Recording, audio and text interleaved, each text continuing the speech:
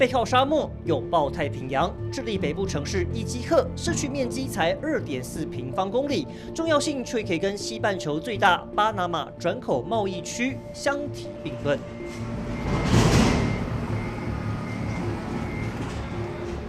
我们就是有一个优势，就是靠那个巴拉圭跟那个玻利维亚，因为他们没有港口，所以说伊基克在这里就变成一个转货港嘛。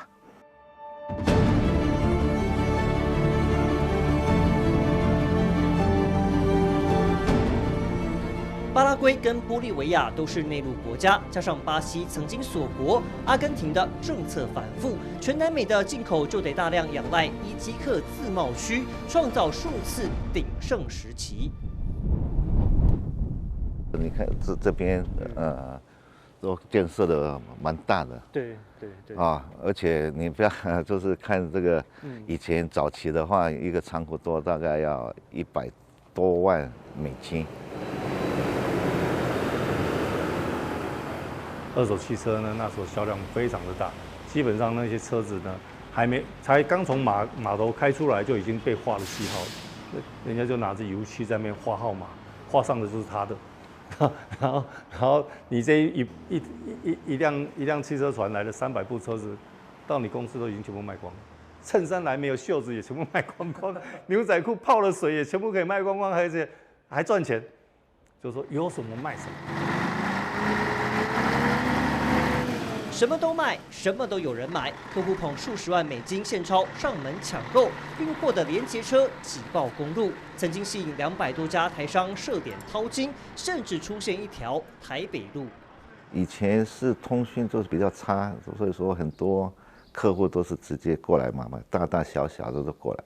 然后通讯发达之后，还有疫情，很多都是用那个通讯嘛，就是电话方面，就是还是网络这些采购，所以说都会影响。现在是属于自由区最低潮的，然后这几年又刚好碰到了南美洲各国为了保护国内工业。然后他们对这种国内能生产的产品呢，就做了一个很强烈的抵制。抵制方法就是提高关税。Produção 100% de Taiwan y es de marca también número 1 de Taiwan.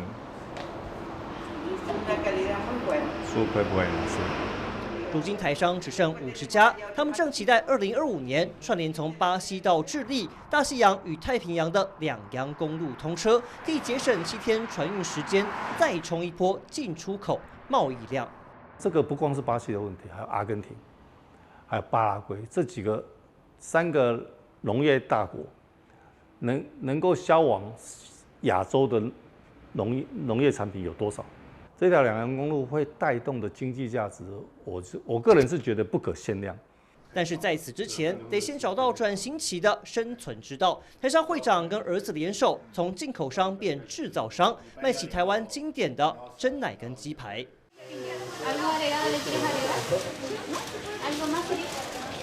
Vale, sería un clásico chico con azúcar y hielo y un don gualecho chico sin hielo.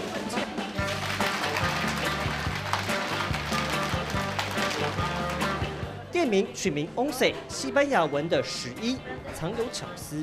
有一种酒叫 aguardiente， 那这个酒 aguardiente 这几个字加起来总共有11个。那为了让别人不知道，还是让老板，还是让主管不知道，那他们就会说，我们来喝个 Once。来喝个 aguardiente 这个酒，让别人不知道。但久了就变成我们去喝个下午茶，我们去吃个小东西，看起来像一个台湾的插座。那就是你喝这饮料又可以充电，又可以比较有精神。年轻2代在伊基克成长，曾经回台湾念大学读设计，还去饮料店打过工，把台湾经验1比1复制到智利。那我们现在要进入到我们的中央厨房。这边有我们做冰块的地方，然后到后面去呢，这边就是我们煮茶区。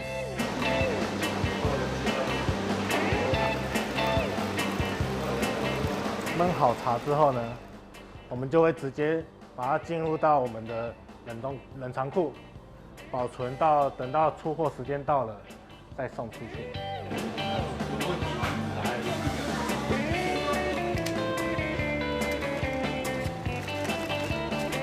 这边我们都有归类说，这一列一定是鸡肉，这一列一定是炒饭，这一列一定是珍珠。你们为什么会特别想要设定一个中央厨房？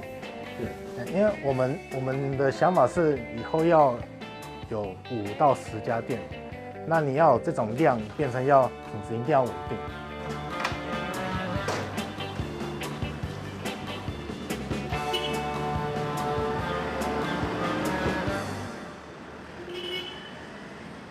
坚持台湾味，不能走味。放眼望去，所有器材设备都是台湾定制进口，唯有一件事复制不来。